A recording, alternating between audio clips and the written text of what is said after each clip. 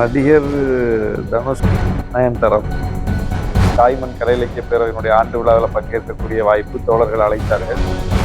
நம்ம நாட்டுக்குள்ள செயல்படுத்துவதற்கு திட்டங்கள் வகுத்தாலும் கூட தோழி விடுதின்னு ஒரு கான்செப்டை கொண்டு வந்து உழைப்பு உழைப்பு உழைப்பு. அனைவருக்கும் வணக்கம். இப்போ நம்ம கூட யார் இருக்காங்க அப்படின்னா, விடுதலை சிறுத்தைகள் கட்சியோட மாநில துணை பொதுச் செயலாளர் மற்றும் நாகை சட்டமன்ற தொகுதி உறுப்பினர் திரு ஆளூர் ஷானவாஸ் நம்ம கூட இருக்காங்க. வணக்கம் சார். வணக்கம். நம்மளோட சிறப்பு என்னன்னா, இன்னைக்கு வந்து நம்மளோட கத்தார் நாட்டில் இருக்காங்க. டிவி விவாத நிகழ்ச்சிகள் மாதிரி ஒரு காரசாரமா போகாம ஒரு நண்பர்களோட கலந்துரையாடல் இருந்துச்சுன்னா எப்படி ஒரு ஃபன்னா போமோ அந்த மாதிரி நம்ம கொண்டு போறோம். சார், நீங்க வந்து கத்தாருக்கு வந்த நேரத்துல கத்தார் வாழ் தமிழ் மக்கள் உங்களை வரவேற்ற விதம் உங்களுக்கு எப்படி இருந்துச்சு? ரொம்ப மகிழ்ச்சியா இருந்துச்சு. உலகம் முழுவதும் பயணிக்கக்கூடிய வாய்ப்பை பெற்றிருக்கிறேன். கத்தாருக்கு ஏற்கனவே 2013 வந்திருக்கிறேன். இப்போது 11 ஆண்டுகள் கழிந்த நிலையில மீண்டும் கத்தாருக்கு வந்திருக்கிறேன். தாய்மண் கலை இலக்கிய பேரவையினுடைய ஆண்டு விழாவில் பங்கேற்கக்கூடிய வாய்ப்பு தோழர்கள் அழைத்தார்கள். 11 ஆண்டுகளுக்கு முன்னால் பார்த்த கத்தார் வேறாக இருந்தது. இப்போ கத்தார் எங்கேயோ போயிருச்சு, ரொம்ப வளர்ந்திருக்கிறது. இன்னும் சொல்ல போனால் இந்த கல்ஃப் கண்ட்ரிலேயே ஒரு குளோபல் வில்லேஜ் என்று சொல்லக்கூடிய அளவுக்கு துபாய் ஒரு மிகப்பெரிய நாடாக வளர்ச்சி பெற்றிருக்கிறது. இப்போ கத்தாரில் பயணிக்கும் போது துபாயில் பயணிக்கிறோமா கத்தாரில் பயணிக்கிறோமாங்கிற அந்த வேறுபாடே தெரியாத அளவுக்கு மிகப்பெரிய வளர்ச்சியை கத்தார் அடைத்திருக்கிறது. வானுயர கட்டிடங்கள், மிகப்பெரிய தொழில்நுட்ப வளர்ச்சி, கட்டமைப்பு மேம்பாடு. அப்புறம் இன்னைக்கு கத்தர் மியூசியம் போய் பார்த்துட்டு வந்தேன். மிக சிறப்பாக வடிவமைத்திருக்கிறார்கள். நான் நாகப்பட்டினத்தில் வந்து ஒரு கீழடியை போல ஒரு மிகப்பெரிய அருங்காட்சியகத்தை கொண்டு வர வேண்டும் அப்படின்னு அரசுக்கு கோரிக்கை வைத்து அதற்கான செயல் திட்டங்களை வகுத்துக்கிட்டு இருக்கோம். ஒரு மியூசியம் எப்படி வடிவமைக்கணும் அப்படிங்கிறத இன்னைக்கு கத்தர் மியூசியத்தை பார்த்து நான் ஒவ்வொன்றையும் புகைப்படம் எடுத்து வச்சிருக்கேன், வீடியோ பதிவு பண்ணி வச்சிருக்கேன். இது மாதிரி நம்ம அங்கே கொண்டு வரணும் அப்படிங்கிற அளவுக்கு எனக்கு ஒரு பெரிய வேட்கை எழுந்திருக்குது. எல்லாமே சிறப்பாக இருக்கு. நீங்கள் வந்து நிறைய வெளிநாடுகளுக்கு இப்போ போயிருப்பீங்க. அதில் பார்த்த நிறைய நல்ல விஷயங்கள் வந்து வெளிநாட்டில் இருந்து நம்ம ஊரில் அது இல்லாமல் ஒரு திட்டம் இருக்குது, நம்ம ஊரில் அதை போய் செயல்படுத்தினா ஒரு திட்டம், இதை நான் வந்து கண்டிப்பாக செயல்முறைப்படுத்துக்க முயற்சி செய்வேங்கிற ஒரு திட்டம். அதே மாதிரி நம்ம ஊரில் இருக்கிற ஒரு சிறப்பான திட்டம் வெளிநாடுகள்லையும் இருந்தால் நல்லா இருக்கும் அப்படிங்கிற ஒரு இந்த ரெண்டு விதத்தை பற்றி நீங்கள் என்ன சொல்கிறீங்க? நேர ஒழுங்கு, போக்குவரத்து ஒழுங்கு, அதுபோல் கட்டமைப்பு மேம்பாடு, தூய்மையாக வைத்திருப்பது, அழகோடு வைத்திருப்பது, இப்படின்னு இவங்கள்ட்ட இருந்து கத்துக்கிறதுக்கு நிறைய இருக்கு. நம்ம நாட்டுக்குள்ள செயல்படுத்துவதற்கு திட்டங்கள் வகுத்தாலும் கூட அது ஒரு மிகப்பெரிய வெற்றி அடைய மாட்டேங்குது. மீண்டும் மீண்டும் தொடங்கின புள்ளியிலே வந்து நிற்கிது. ஆனால் இங்கே வந்து எப்படி அந்த நேர ஒழுங்கு, ஒரு குறித்த நேரத்தில் ஒன்றை தொடங்குவது, நடத்துவது, அது மாதிரி நகரத்தை, நாட்டை தூய்மையாக வைத்திருப்பது, எங்கேயுமே வந்து ஒரு குப்பையை பார்க்க முடியாது. அந்த அளவுக்கு ரொம்ப நேர்த்தியாக இருக்கு. இப்போ இங்கே இந்த மெட்ரோக்கு அந்த வழித்தடம் போட்டிருக்காங்க. பாலம்லாம் வந்து பார்க்கவே அழகா இருக்கு. இதுவே நம்ம ஊர்ல போடப்படுறதுலாம் ரொம்ப பெரிய பெரிய சைஸ்ல இருக்கு. அது ஒரு பராமரிப்பு இல்லாமல் இருக்குது. இப்போ ரெண்டையும் ஒப்பிட்டு பார்த்தீங்கன்னா அதை பயணிக்கும் போது அதை தான் பார்த்துட்டு இருந்தேன். இது எவ்வளோ அழகா காம்பேக்டா போட்டிருக்காங்க, எவ்வளோ சிறப்பாக இருக்கு. ஒரு மெட்ரோ ஸ்டேஷன் எவ்வளோ அழகா இருக்கு.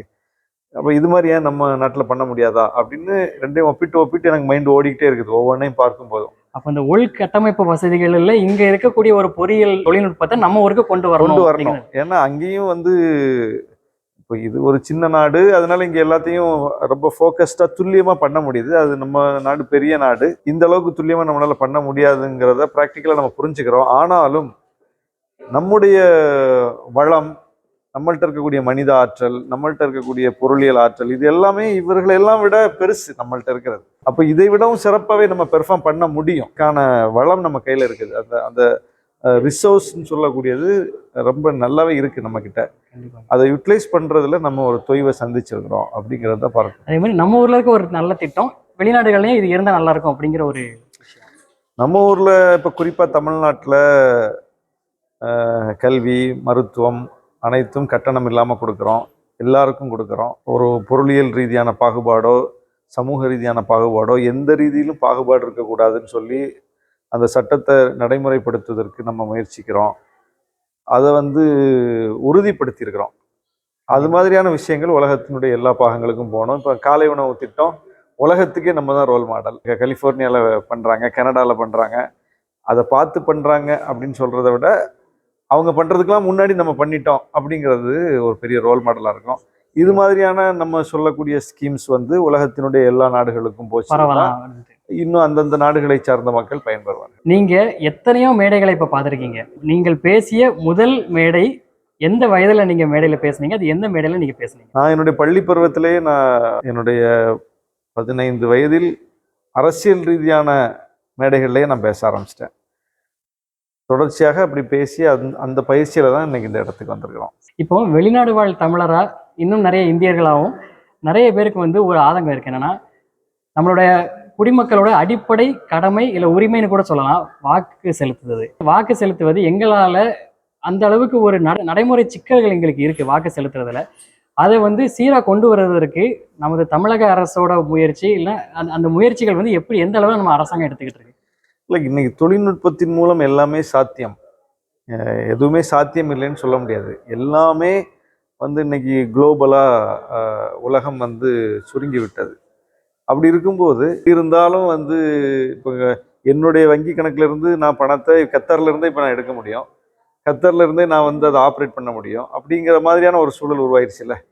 அப்போ நான் இப்போ என் ஊர்ல இன்னைக்கு என் வீட்டுக்கு வரி கட்டணும்னா இப்போ கூகுள் பே மூலமா இங்கிருந்தே நான் அதை செஞ்சிட முடியும். நான் வெளிநாட்டில் இருக்கேன், ஆனால் என் வரி கட்டுற இதை இங்கேருந்தே இப்போ நான் செஞ்சிருவேன். ஒரு தொலைபேசி கட்டணத்தை, ஒரு இன்டர்நெட் கட்டணத்தை நான் இப்போ இங்கேருந்தே செலுத்திடுவேன். அந்த அளவுக்கு வந்து தொழில்நுட்பம் எல்லாத்தையும் எளிமைப்படுத்திடுச்சு. எல்லாத்தையும் செய்யும்போது அதை செய்ய முடியாதா? ஓட்டு போடுறதை செய்ய முடியாதா? அப்போ அதை ரெஸ்ட்ரிக்ட் பண்ணி அதை எப்படி வந்து முறையாக செய்ய முடியும் அப்படின்னு பார்க்கலாம். எப்படி அதை வந்து அதில் முறைகேடுகள் நடக்காமல் முறையாக அதை செய்ய முடியும். இந்தியராக இருக்கக்கூடிய ஒவ்வொருவரும் எங்கிருந்தாலும் அவர்கள் வாக்குரிமை பெற்றவர்கள் அப்படிங்கிற நிலைமை நம்ம உருவாக்கலாம். தொழில்நுட்பத்தின் மூலம் அதை சாத்தியப்படுத்தலாம். இதை எங்களோட குரலா நீங்களும் நம்ம அரசாங்கத்துக்கு இதை எடுத்து வச்சு இதை கொஞ்சம் நீங்க முன்னேற்றி எடுத்து கொண்டு போனுங்கிறது என்னுடைய வேண்டுகோள். கட்டாயமா. அப்புறங்க ஐயா, இப்போ ஒரு வெளிநாடு வாழ் தமிழரா இங்க நான் வந்து பாதுகாப்பா இருக்கேன். இப்போ என்னைய மாதிரி நிறைய பேர் குடும்பத்தை இங்க கூட்டு வர முடியாம தனியா வீட்டுல மனைவியை விட்டு வரதுல ஒரு தனியா அப்பாவோ அம்மாவோ தனியா விட்டு வர வேண்டிய சூழ்நிலை வந்து நிறைய பேருக்கு இங்க இருக்கு. இப்போ நான் ஊர்ல இருக்கிற என்னோட பெற்றோர்களையும் இல்லைன்னா என்னோட குடும்பத்தினரையும் அவங்களோட பாதுகாப்பை உறுதி செய்யறதுக்கு இப்போ ஒன்றும் இல்லை, நான் ஊரில் இப்போ எனக்கு ஏதாவது ஒரு உதவி அப்படின்னா நான் 108க்கு ஒரு மருத்துவ உதவியோ இல்லை ஒரு காவல் உதவியோ ஏதோ ஒன்று நான் 108க்கு நான் இங்கேருந்து ஊரில் இருந்து நான் நேரடியாக அழைச்சிக்கிட முடியும். ஆனால் வீட்டில் எனக்கு ஒரு பிரச்சனை அப்படின்னு சொல்லி எனக்கு ஒரு ஃபோன் வருது அப்படின்னா நான் இங்கே இருந்து நம்ம ஊரில் இருக்க அவசர உதவிகளை அழைக்கிறதுக்கு ஏதாவது ஒரு வழிவகை செய்யறதுக்கு வாய்ப்பு இருக்கா? இப்போ வெளிநாடு வாழ் தமிழர்கள், அயலக தமிழர்களுக்குன்னு ஒரு வாரியம் அமைக்கப்பட்டிருக்குது. அயலக தமிழர்களை ஒருங்கிணைப்பதற்கென்று இந்த அரசு புதிய புதிய முயற்சிகளை மேற்கொண்டு வருகிறது. அயலக தமிழர் நாள் அப்படின்னு ஒரு நாளை கொண்டாடி இங்கிருந்து எல்லோரும் பிரதிநிதிகள் வந்து அந்த நிகழ்ச்சிகளில் பங்கேற்கக்கூடிய அளவுக்கு ஒரு நிலைமை உருவாகி இருக்குது.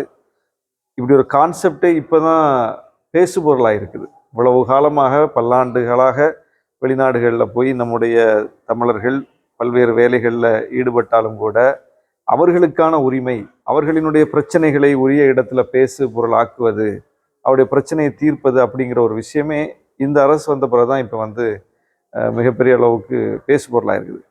கேரளாவில் இது ஏற்கனவே நடைமுறையில் இருக்கு.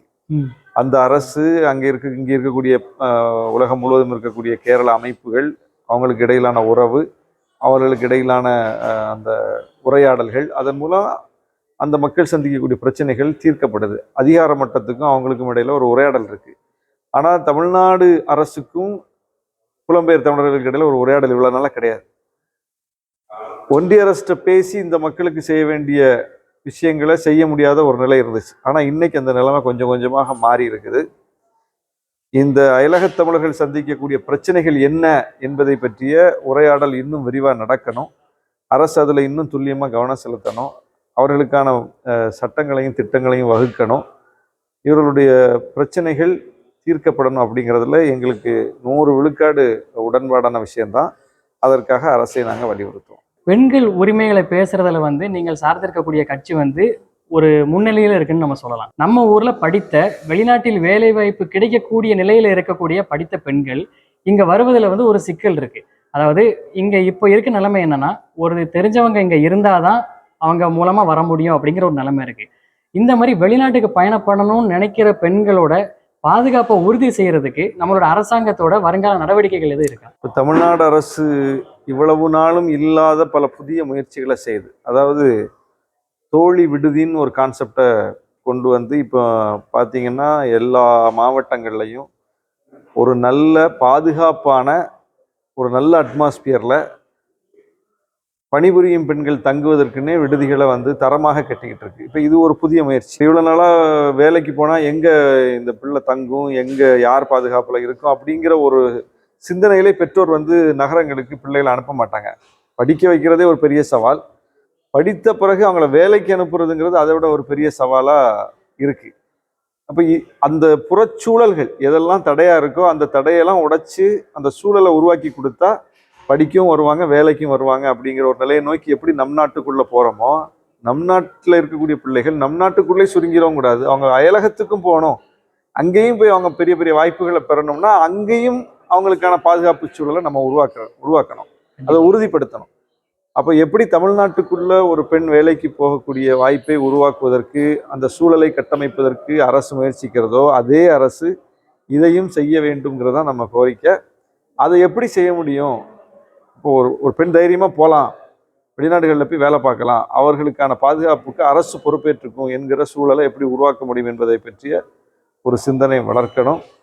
அதை வந்து நாங்களும் இதை அடுத்த கட்டத்துக்கு எடுத்துட்டு செய்வோம். இப்போ வந்து உங்ககிட்ட ஒரு சுவாரஸ்யமான சில ஒரு ரேபிட் ஃபயர்னு நீங்க கேள்விப்பட்டிருப்பீங்க. ஒரு வார்த்தை அல்லது ஓரிரு வார்த்தைகள்ல வந்து நீங்க பதிலளிக்கிற மாதிரி உள்ள சின்ன சின்ன கேள்விகள் நான் தயார் செஞ்சு கொண்டு வந்திருக்கேன்.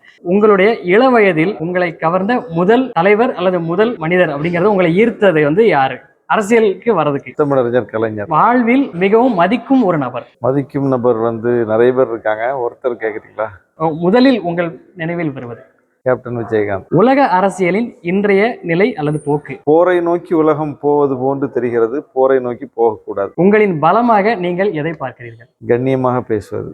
உங்களுக்கு மிகவும் சவாலான விஷயம் குடும்பத் தலைவராக இருப்பதா, அரசியல் தலைவராக இருப்பதா? குடும்பத் தலைவராக இருப்பதுங்கிற கான்செப்டே எனக்கு உடன்பாடு இல்லை. அங்க ஒரு தலைவர் அப்படிங்கிற கான்செப்டே குடும்பத்துல கிடையாது, இணையர்னு தான் சொல்றோம். இன்றைய இளைஞர்கள் கிட்ட இருக்கக்கூடிய அரசியல் தெளிவு பற்றி உங்களுடைய ஒரு வார்த்தையான கருத்து? அரசியல் தெளிவு இன்னும் கூர்மையாக இருக்க வேண்டும். சாதிப்பதற்கான மந்திர சொல்? உழைப்பு, உழைப்பு, உழைப்பு. உங்களின் எதிர்கால திட்டம்? எப்போதும் மக்களுக்காக பேசுவது.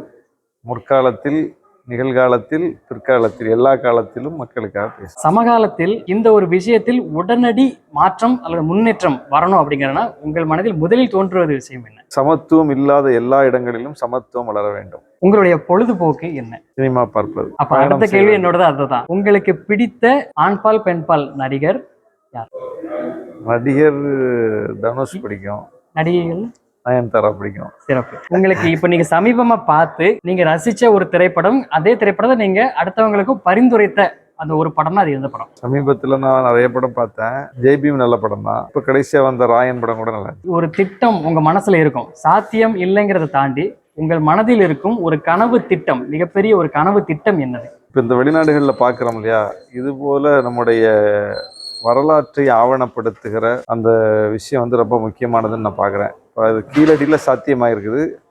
ஒவ்வொரு மாவட்டத்திலையும் அது போல வரலாறு புதைந்து கிடக்கு. அது எல்லாத்தையும் அது மாதிரி ஆவணப்படுத்தி ஒரு அருங்காட்சியகமாக உருவாக்கினால் சிறப்பாக இருக்கும். நீங்க உங்க குடும்பத்தினரோட இன்னும் போகாத விரும்பக்கூடிய ஒரு நாடு, வெளிநாடு? நிறைய நாடுகளுக்கு நான் போயிட்டேன். சுவிட்சர்லாந்து, பிரான்ஸ், அந்த நாடுகளுக்கு தான் நான் போகல. உங்களுக்கு தொண்டர் அப்படிங்கிற ஒரு சொல்லாடல் வந்து உங்களுக்கு பிடிக்காம தெரியும். உங்களுடைய தோழர்களுக்கும் வருங்கால இளைஞர்களுக்கும் உங்களுடைய ஒரு கருத்து? சாதியற்ற சமூகத்தை படைப்பது, மதவெறி, இனவெறி, மொழிவெறி இல்லாத ஒரு சமூகத்தை அமைப்பது, அதை நோக்கி பயணிப்போம். உங்களை நோக்கி நிறைய விமர்சனங்கள் இருக்கும்.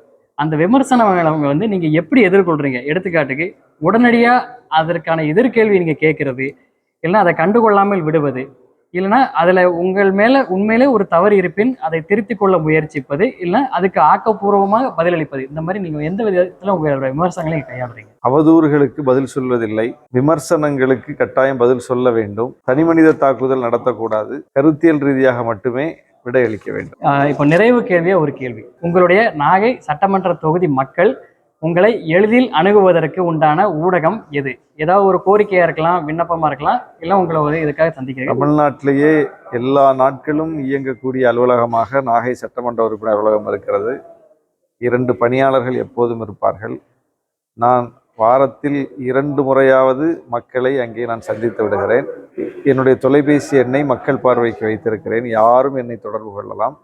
சட்டமன்ற உறுப்பினரை பார்க்க வேண்டும் என்று வந்து பார்க்க முடியாமல் யாரும் திரும்பி போய்விடக்கூடாது, விடுபட்டு விடக்கூடாது என்பதற்காகவே பார்க்க வருகிற ஒவ்வொருவருடைய எண்ணையும் வாங்கி வைத்துக் கொண்டு ஒரு நாளை குறித்து அந்த நாளில் நான் வருகிறேன் என்பதை அவர்களுக்கு தொலைபேசி செய்து சொல்லி எம்எல்ஏ வர்றாரு பார்க்க வாங்கன்னு சொல்லி ஒருவரை கூட விடுபட்டு விடாமல் பார்த்து கொண்டிருக்கிறோம். அவருடைய கோரிக்கையை கேட்டுக்கொண்டிருக்கிறோம்.